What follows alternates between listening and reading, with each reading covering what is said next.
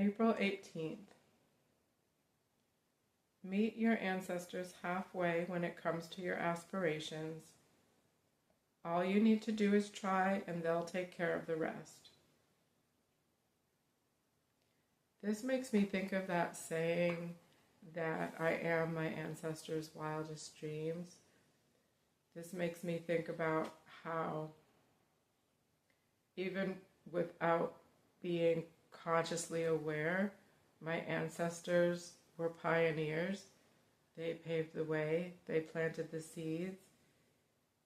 They struggled in ways that I don't have to struggle.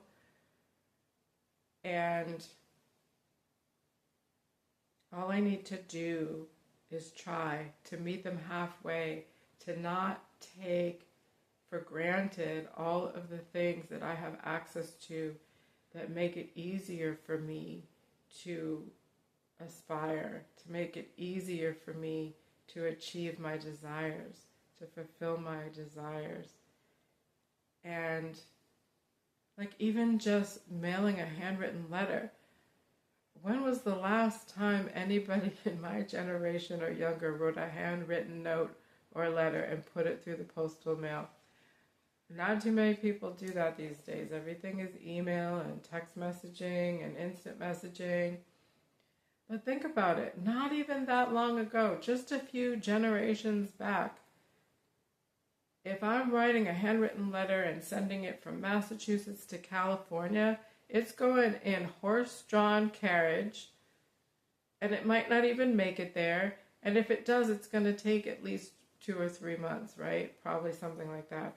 So by the time the person I'm sending this letter gets this letter, I'm in a new chapter of my life, and I'm writing another letter to tell them about the next chapter of my life.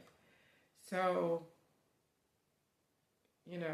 that's just a sort of simple, rudimentary kind of thing that it makes me think about. Like, I don't, as much as I may want to complain, I can't make excuses when I think about stuff like that. There's a lot of just general advances that make my life a lot easier. And again, without even being consciously aware, just by living their life, they paved the way for me to be where I am. I stand on the shoulders of my ancestors. I am my ancestors' wildest dreams. They struggled often so that I would not. My dad even told me that a few times.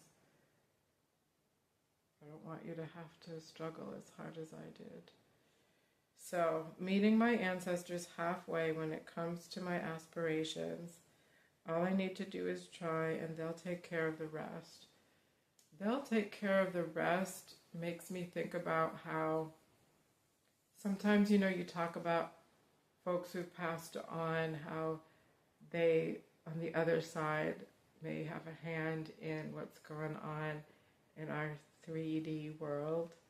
I was talking recently with a new, really cherished friend about how we have a suspicion that our moms on the other side have had something to do with us meeting.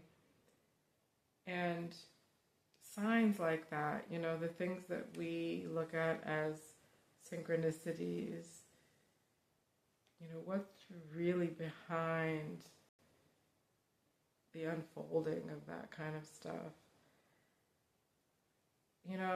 Also, like Friday, the 17th of April, was the anniversary of the passing of my brother. And I just happened to come across a picture that I had given to him for his birthday in 2024. He passed last year. And I didn't really know I was looking for it necessarily.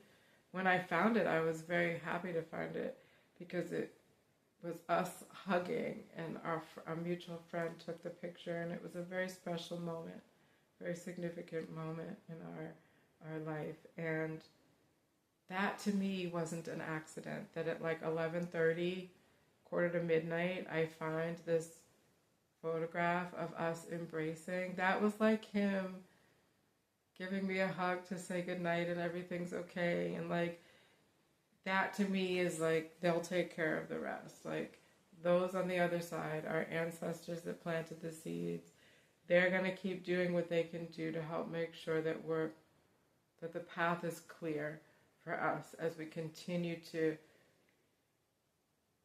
make the effort to be on our aligned path and purpose in life. They're going to keep helping us clear that pathway and give us signs along the way that we're heading in the right direction, or that maybe we need to detour. Maybe we got off track a little bit. So those are the things that I think about with that.